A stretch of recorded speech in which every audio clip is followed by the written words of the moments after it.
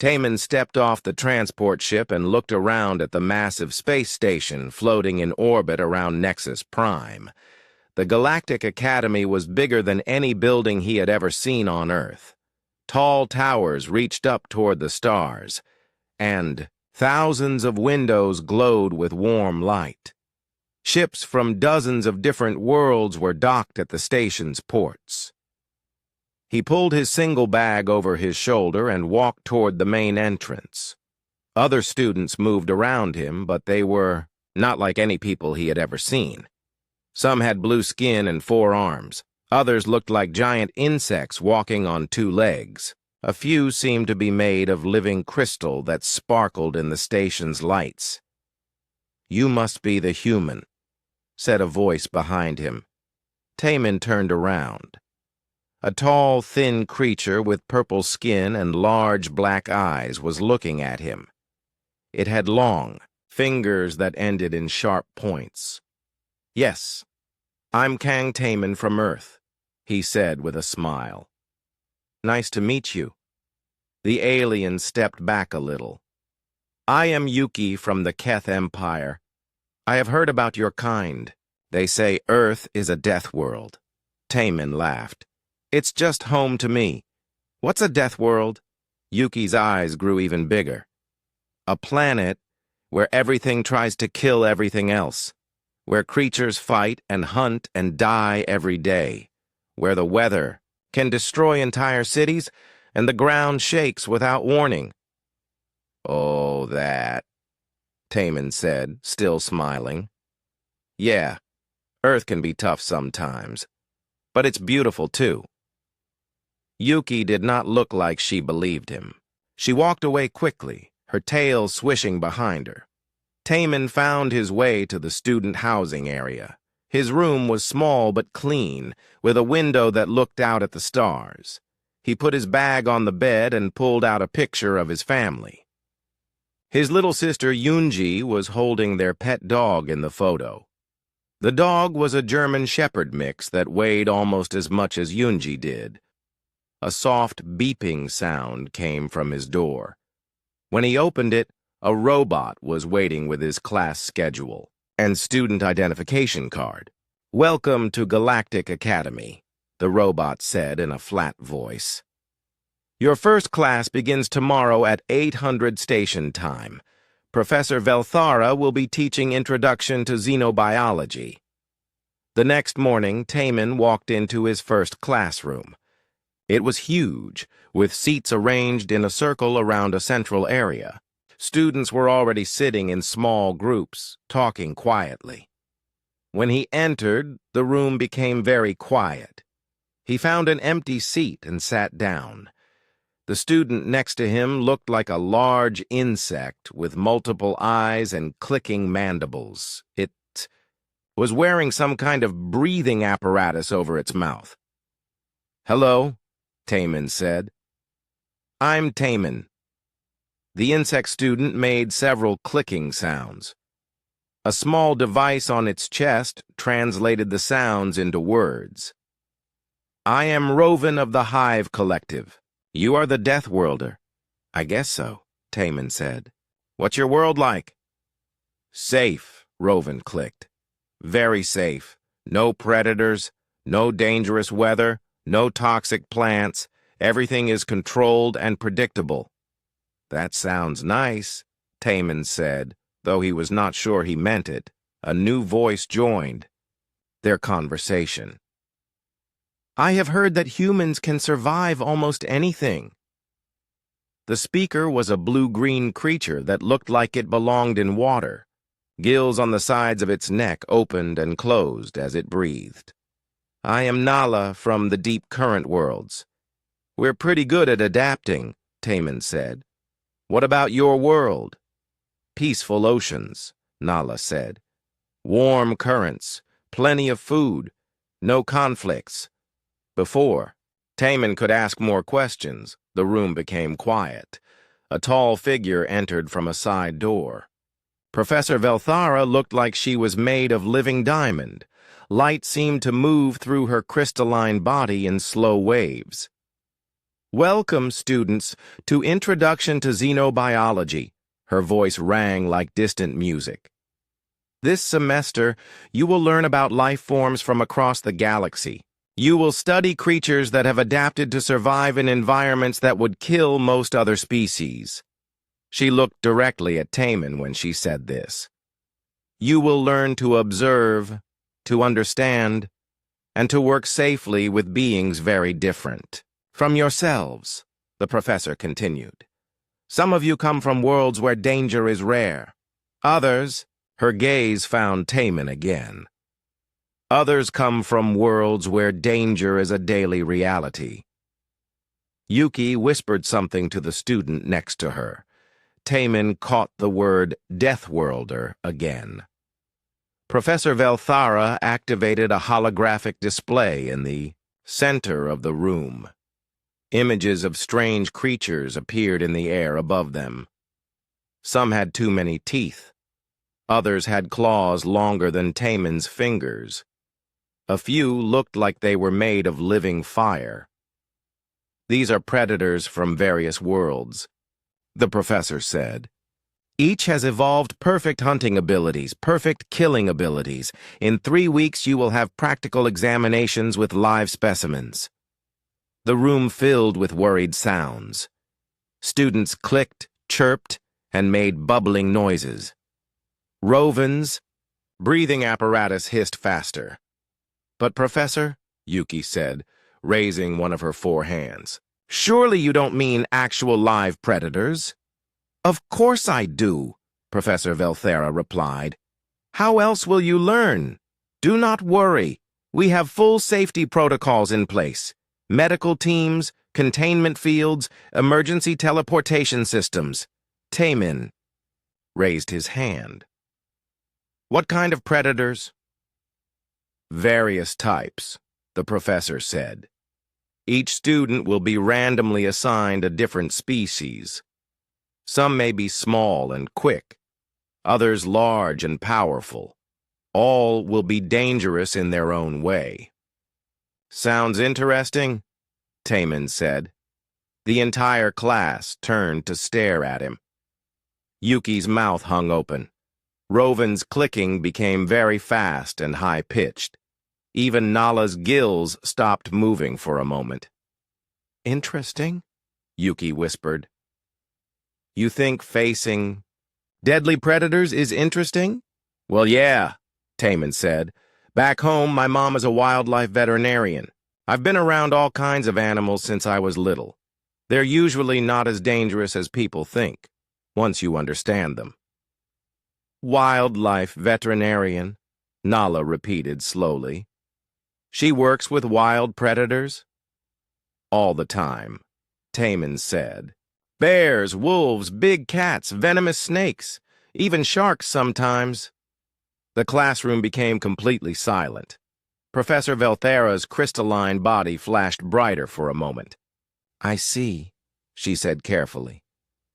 Well then, I think this will be a very educational semester for all of us. As class ended and students began to leave, Taman heard them talking in small groups. Words like Deathworld, Predator, and Dangerous came up a lot.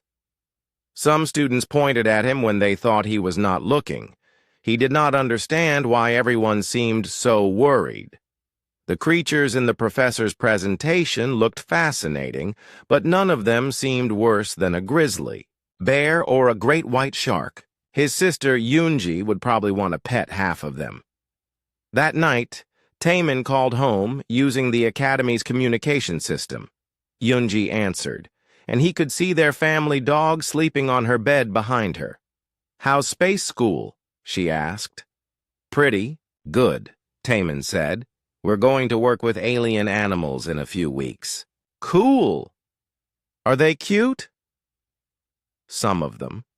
Others are pretty scary looking. The other students seem really worried about it. Yunji giggled. They probably never had to feed Mochi when he was hungry. Mochi was their dog. He was gentle with the family. But Taman remembered how he had once scared away 3 grown men who had been bothering their neighbor. "Yeah," Taman said. "I don't think they have animals like ours where they come from." After ending the call, Taman looked out his window at the stars. Tomorrow, he would start learning about all the strange and wonderful creatures that lived on distant worlds. He could hardly wait. The next morning, Taman woke up to loud voices in the hallway outside his room. He opened his door and saw Yuki talking quickly with 2 other students. One looked like a walking tree with golden leaves, and the other was covered in bright blue. "Fur, the safety equipment list is 3 pages long," Yuki was saying. "Full body armor, neural dampening helmets, emergency medical injectors, backup teleportation beacons." "What are you talking about?" Taman asked. The tree-like student made a rustling sound that his translator turned into words. "We are preparing for the practical exam. Surely you received the preparation materials?" Taman checked his student tablet. There were dozens of new messages with titles like Emergency Protocols for Predator Encounters and Advanced Life Support Systems Training. "Oh," Taman said. "I haven't looked at these yet." "Haven't looked at them?" Yuki's voice went very high. "The exam is in 2 weeks. How can you not be studying the safety protocols?" "I was going to read about the animals first," Taman said. "You know, learn about their behavior and what they need to be comfortable." The blue-furred student made a choking sound. "Comfortable? You want to make the predators comfortable?" "Well, yeah. Scared animals are dangerous animals. If you understand what they want and need, they usually calm down." All 3 aliens stared at him like he had said something crazy. "You cannot reason with a predator," the tree student said. "They exist only to hunt and kill." "That's not true," Taman said. "Most predators spend most of their time resting, playing, or taking care of their families. They only hunt when they're hungry." "Families?" Yuki repeated. "Predators have families?" Of course they do. Even the scary ones. Lions live in groups called prides. Wolves have pack families. Even sharks take care of their babies." The 3 aliens looked at each other with expressions Taman could not read. Over the next few days, Taman spent his free time in the Academy's library. While other students crowded around the safety equipment training stations, he found a quiet corner and started reading about animal behavior. The library had information about creatures from thousands of worlds, but the basic patterns were the same everywhere. All living things wanted to survive. They wanted food, water, shelter, and safety for their offspring. Even the most dangerous predators were just trying to live their lives. Meanwhile, the other students were going crazy with preparation. Rovan had signed up for 3 different combat training courses. His hive mind was sharing panic through there. Mental Connection and other insect students had started acting nervous too. Yuki had organized study groups that met every day after classes. They practiced emergency procedures and memorized the technical specifications of every piece of safety equipment. "You should join us," she told Taman one evening. "We could use someone with Deathworld experience." "Thanks, but I'm good," Taman said. "I'm learning about how different species communicate. Did you know that most predators have specific body language that tells you if they're about to attack?" "Body language?" Yuki looked confused. "They do not use words or technology?" "Animals don't need words to talk," Taman said. "They use their whole body, the position of their ears, how they hold their tail, whether their muscles are tense or relaxed. It's like a universal language." Yuki did not look convinced. She went back to her study group where they were practicing how to activate emergency force fields in under 3 seconds. One evening, Taman was video calling his family when Yuki walked by his room. His door was open, and she could see the call screen. "How are your classes going?" Taman's mother asked. She was wearing her veterinarian uniform and looked tired. "Pretty good, Mom. We're going to work with live predators next week." "That sounds exciting. What kinds?" "I don't know yet. They're from other worlds, so they'll be different from Earth animals. But the basic principles should be the same." His little sister, Yunji, appeared on the screen, carrying their cat. The cat was huge and orange, with scars on its face from old fights with other animals. "Tiger says hi," Yunji said, holding up the cat's paw. "Tell Tiger I miss him," Taman laughed. "Mom, show him what happened at the clinic today," Yunji said. There, Mother turned the camera to show her office. A large cage sat in the corner, and inside was something that made Yuki gasp out loud. It looked like a small bear with long claws and sharp teeth. The animal was wearing a bandage around one leg and was calmly eating from a bowl. "This is Bandit," Taman's mother said. "Someone hit him with their car. He'll be fine, but he needs to stay here for a few more days while his leg heals." "Is that safe?" Taman asked. "Oh, he's a sweetheart. Bandit loves having his belly rubbed. He gets lonely if we don't visit him every few hours." Yuki watched in horror as Taman's mother reached into the cage and petted the dangerous-looking creature. It made happy, rumbling sounds and rolled over like a dog. "Anyway, I have to go check on the wolves," Taman's mother said. "There's a pack of them in the back area recovering from some kind of sickness. They should be ready to go back to the wild soon." "Wolves," Yuki whispered. She had studied about wolves. They were pack hunters from Earth, known for their intelligence and ruthless efficiency. After the call ended, Taman noticed Yuki standing in his doorway.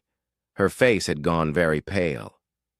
"That was your family?" she asked quietly. "Yeah. My mom takes care of injured wild animals, and my sister helps her sometimes."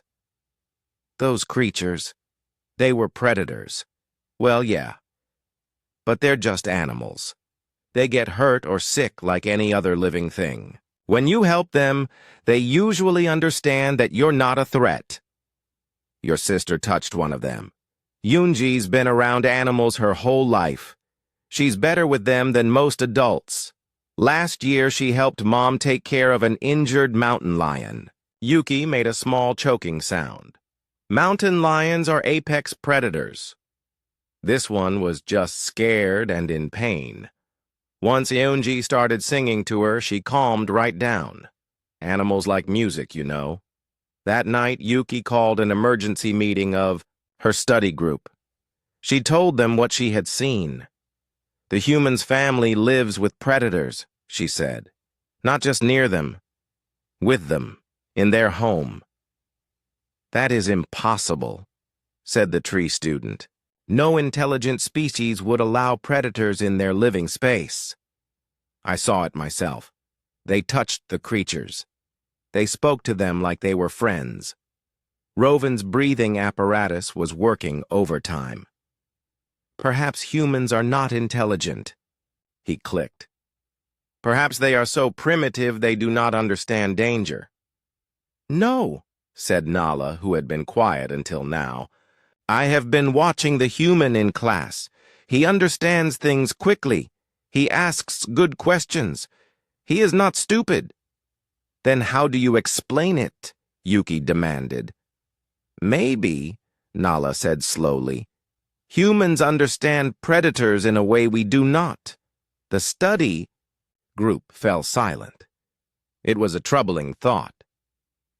Meanwhile, in his room, Taman was reading about something called a Korthak stalker. According to the file, it was an apex predator from a high-gravity world. It hunted alone, was incredibly fast, and had venom in its bite that could paralyze prey in seconds. But Taman noticed other details too: Korthak stalkers were also described as intelligent, curious, and highly territorial. They only attacked when they felt threatened or when protecting their young. The file mentioned that captured specimens often refused to eat and became sick from stress. Just like any other animal, Taman said to himself, they probably just need to feel safe. He made notes about what he had learned and went to bed. Tomorrow, Professor Velthara would announce the exam assignments. Taman found himself hoping he would get something interesting to work with. In other rooms around the student housing area, alien students were staying up late, studying emergency procedures and practicing with safety equipment. They had no idea that their human classmate was excited about meeting a real alien predator face to face. The morning of the practical exam, Taman walked to the laboratory building and found it surrounded by security vehicles. Medical ships hovered nearby, and he could see armed guards at every entrance. Students were lined up outside, most of them wearing full protective gear that made them look like they were going to war. Yuki was near the front of the line, covered head to toe in silver armor that hummed with energy. Rovan had so many safety devices attached to his body that he could barely move. Even quiet Nala was wearing a transparent bubble helmet filled with her breathing fluid. "Where is your equipment?" Yuki asked when she saw Taman approaching in his regular clothes. "I don't have any," Taman said. "I figured I'd see what I need once I know what animal I'm working with." "You figured?" Yuki's voice was muffled by her helmet. "This is not something you figure out. This is life and death." "It'll be fine," Taman said. "How dangerous can they be if they're in containers?" Before Yuki could answer, the laboratory doors opened.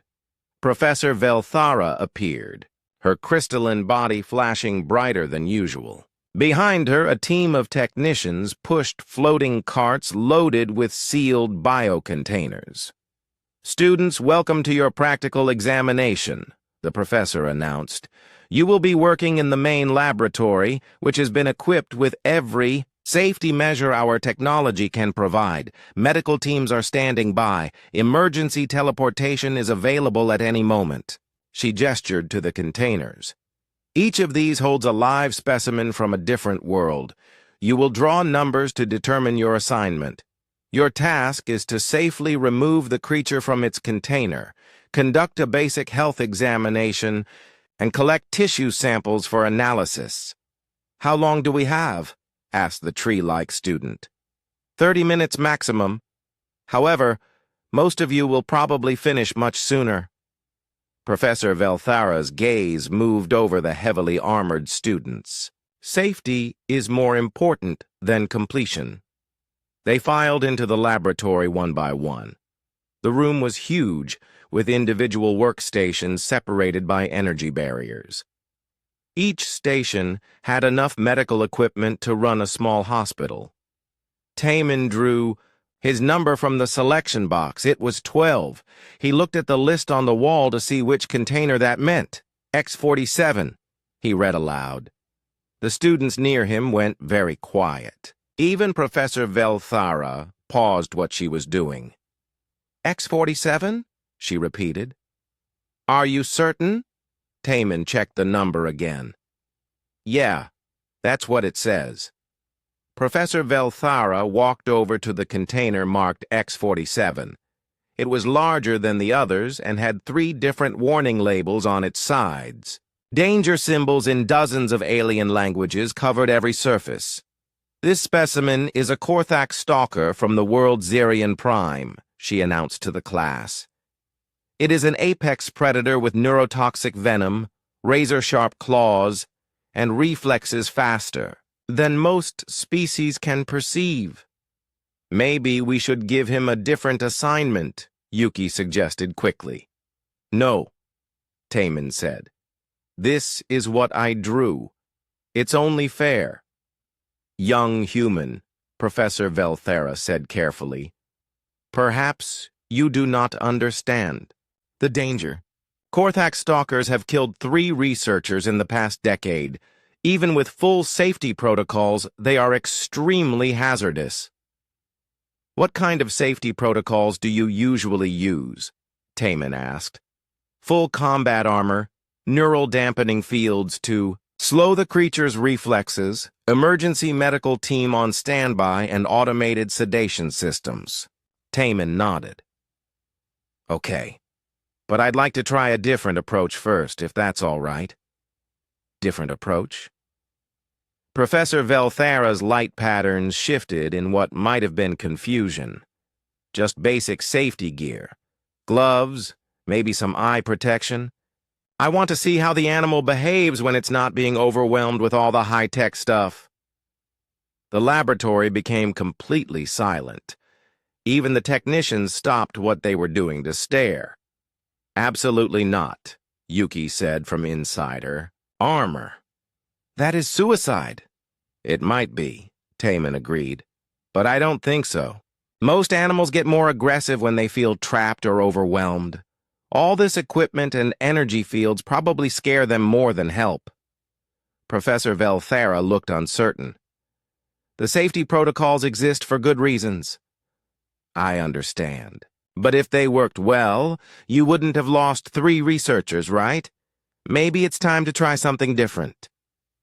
The professor was quiet for a long moment. Finally, she nodded.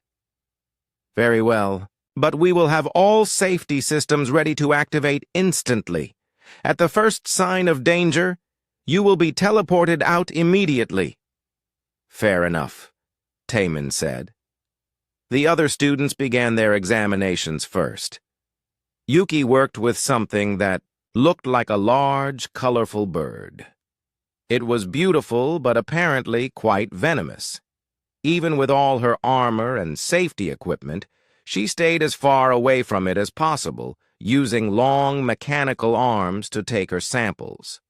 Rovan was assigned a creature that resembled a living pile of rocks. It moved very slowly and seemed harmless, but he still approached it with extreme caution, using scanners and probes instead of direct contact. Nala worked with an aquatic creature that looked like a cross between an octopus and a flower. It was probably the most beautiful animal in the room, but she kept it sedated the entire time. One by one, students completed their examinations. Most finished in 10 or 15 minutes, having done the absolute minimum required while staying as far from their specimens as possible. Finally, it was Taman's turn. He walked to the container marked X-47. Up close, he could hear something moving. Inside. Not frantic movement, but restless pacing, like a caged animal that had been confined too long. Are you ready? Professor Velthara asked. Ready, Taman said. He had put on safety gloves and protective glasses, but otherwise looked like he was about to examine someone's pet. The technicians activated the container's opening mechanism. There was a soft hiss as the seal broke, and then the front panel slid upward. For a moment, nothing happened. Then, slowly, a creature emerged from the shadows inside. The Korthak stalker was about the size of a large dog, but built like a predator. Its body was covered in dark scales that shifted color slightly as it moved. 4 powerful legs ended in claws that looked sharp enough to cut metal. Its head was wedge-shaped, with large eyes that seemed to glow with intelligence. The creature stepped out of the container and immediately crouched low, scanning the room for threats. Its tail, which was almost as long as its body, twitched back and forth. Every student in the laboratory held their breath. This was the moment when the creature would attack. But it didn't. Instead, the Korthak stalker looked confused. It raised its head and sniffed the air, trying to understand where it was. Its posture was tense, but not aggressive.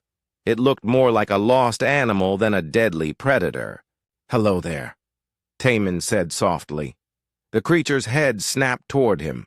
For a moment, predator and human stared at each other across 3 feet of empty space. Then, very slowly, Taman held out his gloved hand. Yuki screamed inside her helmet.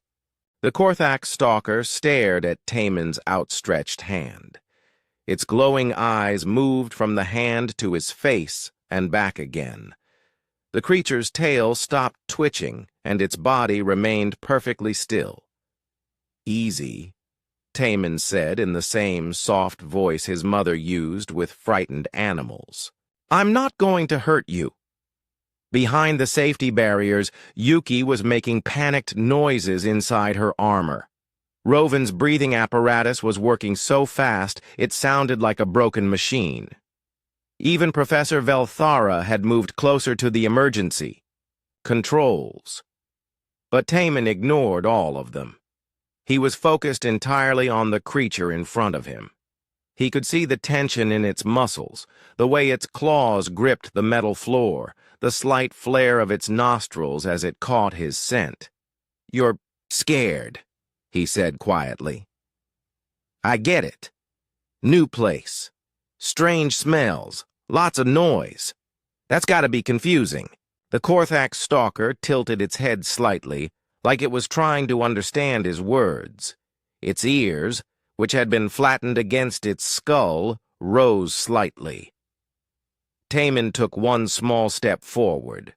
The creature didn't move back, but its muscles tensed. "Even more." "That's okay," Taman said. "You don't have to trust me yet, but I'm going to stay right here, and I'm not going to do anything sudden or scary." He had noticed something about the way the animal was standing. It was favoring its left front leg, putting more weight on the other 3.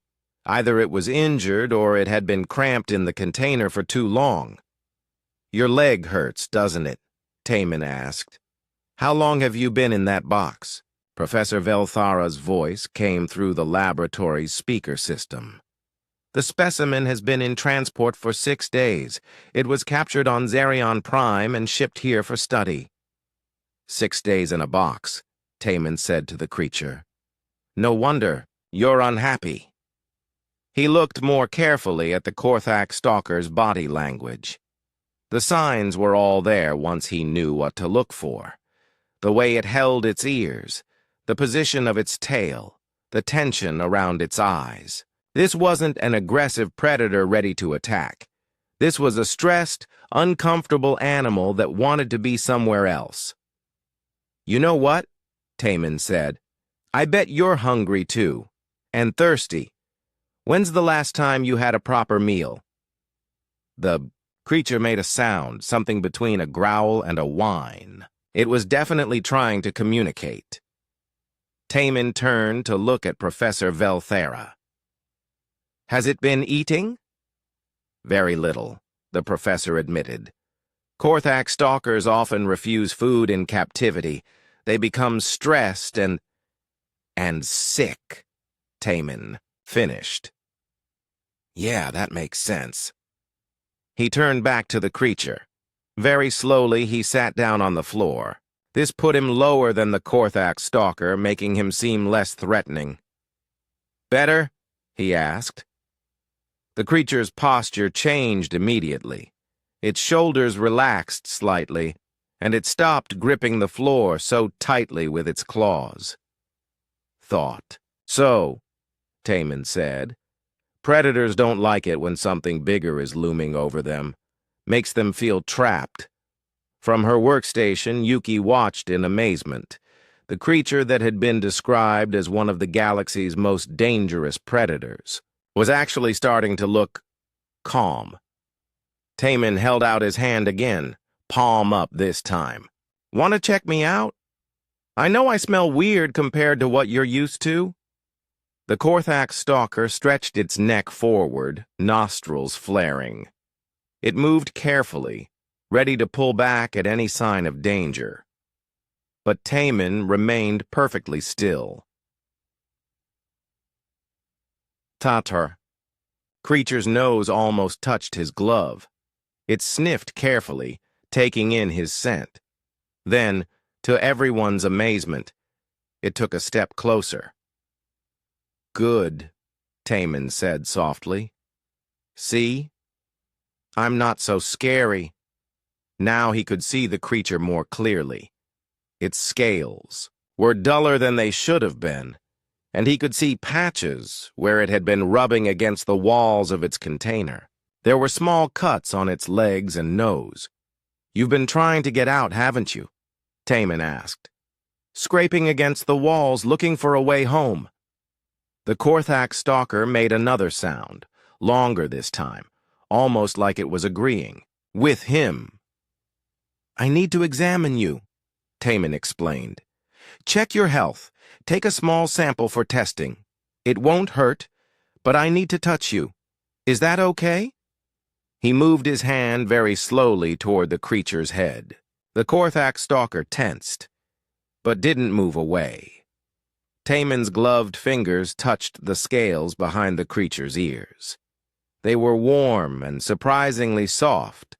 The Korthak stalker closed its eyes for a moment, like it was enjoying the contact. "When's the last time anyone touched you gently?" Taman asked. "I bet it's been a while." Working slowly and carefully, he began his examination. He checked the creature's eyes, which were bright and alert. He looked at its teeth, which were sharp but clean. He felt along its legs and found the sore spot where it had been favoring its left front paw. "Just a muscle strain," he announced to the watching students. "Probably from being cramped in the container. Nothing serious." The Korthak stalker was now lying down, completely relaxed. When Taman needed to take a small-scale sample, it barely reacted to the quick scraping motion. "All done," Taman said, holding up the sample vial. "Thank you for being so patient." He scratched behind the creature's ears one more time. The Korthak stalker made a sound that was definitely happy, a low, rumbling purr that vibrated through its whole body. "You're pregnant," Taman said suddenly. Professor Velthara's crystalline body flashed brighter. "What?" "She's pregnant," Taman repeated, his hand on the creature's side. "That's why she's been so stressed. She's not just in a strange place, she's expecting babies and doesn't have a safe nest." He looked up at the professor. "That changes everything, doesn't it? A pregnant female isn't looking to hunt. She's looking for safety and security." The Korthak stalker had rolled onto her side, completely trusting. Her belly was slightly swollen, and Taman could feel movement inside. "How many babies?"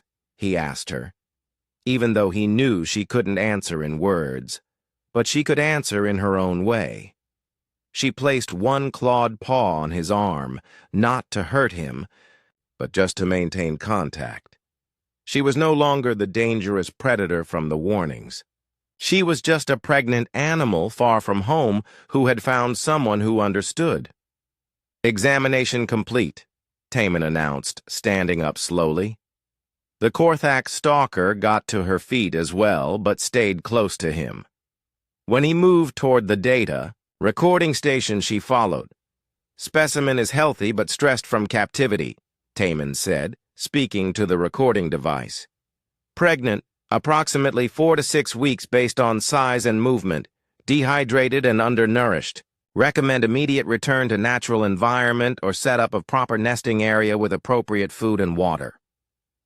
He looked down at the creature, who was now sitting beside him like an enormous, scaly dog. "She's not dangerous," he told the room, full of watching students. "She's just trying to survive and take care of her babies, like any mother would." In the silence that followed, the only sound was the gentle purring of the galaxy's most feared predator. The laboratory remained completely silent for several long moments. Students stared through their protective barriers at the impossible sight before them. The most dangerous predator in the galaxy was sitting calmly beside a human, making happy, purring sounds. Professor Velthara was the first to speak. In 30 years of xenobiology research, she said slowly, I have never seen anything like this. Taman was still sitting next to the Korthak stalker, gently scratching behind her ears. What do you mean? We have attempted to study this species for decades, the professor explained. Every previous encounter has resulted in extreme aggression. 3 researchers have died. Dozens more have been injured. The creatures refuse to eat, attack any approach, and usually die from stress within days of capture. But she's not aggressive at all, Taman said. She's just scared and pregnant and wants to go home. How did you know? Nala asked from her workstation. How did you know she was not going to attack? Taman thought about it. I guess. I looked at her the way I look at any animal. She was telling me how she felt with her body language. Scared animals hold themselves differently than aggressive ones. Body language, Rovan clicked through his translator. But she is an alien species. How could you understand alien body language? It's not that different, Taman said. Most animals, no matter where they come from, show fear and stress in similar ways. Tense muscles, flattened ears, defensive postures. And once I realized she was pregnant, everything made sense. Yuki had removed her helmet and was staring at the scene with wide eyes. On my world, we have creatures somewhat like this. We call them nightmares. They live in the deep forests and kill anything that comes near them. Do you have pregnant nightmares? Taman asked. I do not know. No one has ever gotten close. Enough to find out. Maybe they're not as dangerous as you think. Maybe they're just protecting their territory or their babies. Professor Velthara moved closer to the barrier. Human Taman, what you have accomplished here is revolutionary. This creature has provided more research data in 30 minutes than we have gathered in decades of study. She just needed someone to listen to her, Taman said simply. The Korthak stalker had fallen asleep beside him, her head resting against his leg. She looked peaceful for the first time since her capture. How is this possible? The tree-like student asked. Humans come from a death world. You should be the most violent species here. That's exactly why it works, said a new voice. Everyone turned to see Professor Velthara's assistant, a small creature with silver skin and large eyes.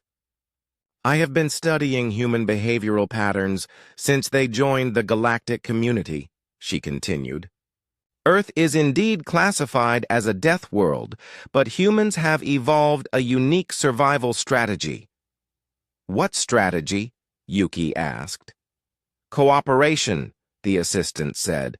On most worlds, dangerous predators are avoided or killed, but on Earth, humans learned to live alongside them.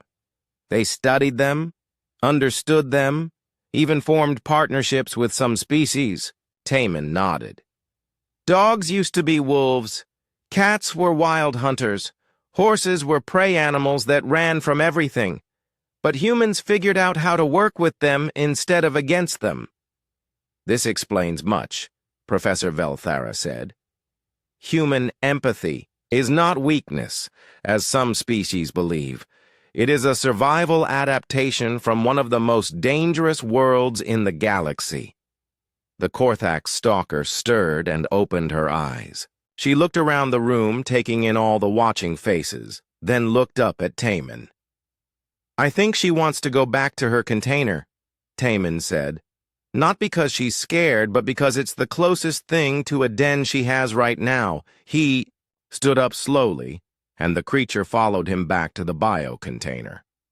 But instead of the cramped prison it had been before, Taman quickly rearranged the interior. He moved the water dish to a corner where she could reach it easily, repositioned the resting platform so she could see the entrance, and adjusted the lighting to be less harsh. "Better?" he asked. The Korthak stalker explored the improved space, then settled down in the corner where she could watch the room. She was still alert, but no longer stressed. "She'll need different food," Taman told Professor Velthara. "Pregnant animals have special nutritional needs, and she should have some kind of soft material for nesting." "Of course," the professor said. "We will make all necessary arrangements." As the class period ended and students began to leave, they gathered around Taman's workstation. Even Yuki, still in her bulky armor, pushed forward to get a closer look. "Hey, all humans like you?" Nala asked. "What do you mean? Do all humans understand predators this way?" Taman laughed. "Not all of them. But most humans grow up around animals of some kind. We learn early that they're not that different from us." "This changes everything," Rovan clicked excitedly. "If humans can communicate with dangerous species, think of the possibilities. Scientific research, conservation efforts, even diplomatic contact with non-technological species." "I wouldn't call it communication exactly," Taman said. "More like understanding. Every animal has basic needs and feelings. Once you figure out what they want, you can usually find a way to work together." That evening, Taman video called his family. His sister Yunji appeared on the screen, this time holding their cat Tiger. "How did your test go?" she asked. "Pretty well. I got to work with something like a big lizard cat from another planet. She was pregnant." "Oh, that's so cool. Was she nice?" "Very nice once she realized I wasn't going to hurt her." "Show me," Yunji demanded. Taman turned his tablet screen to show the laboratory, where the Korthak stalker was visible through her container's transparent walls. She had made a nest out of the soft materials the staff had provided and was resting comfortably. "She's pretty," Yunji said. "Can I pet her sometime?" "Maybe not this one," Taman laughed. "She lives very far away." As they talked, Taman noticed movement in the background of the call. Several of his alien classmates had gathered behind him, watching the screen in fascination. "Is that your sister?" Yuki asked quietly. "Yeah." "Yunji, say hi to my friends from school." "Hi, friends!" Yunji waved enthusiastically. Tiger meowed at the screen, and several aliens jumped back in surprise. "That is a predator," Rovan observed. "Tiger? He's just a cat," Yunji said. "He's super cuddly. Want to see him do a trick?" Before anyone could answer, she put Tiger down and made a clicking sound with her tongue. The large orange cat immediately rolled over, then sat up and raised one paw. "Good boy," Yunji said, giving him a treat. The alien students watched this display with amazement. A small human child was giving commands to a predator, and the predator was obeying happily. "How is this possible?" Nala whispered. "Practice," Yunji said simply, "and treats. Animals like treats."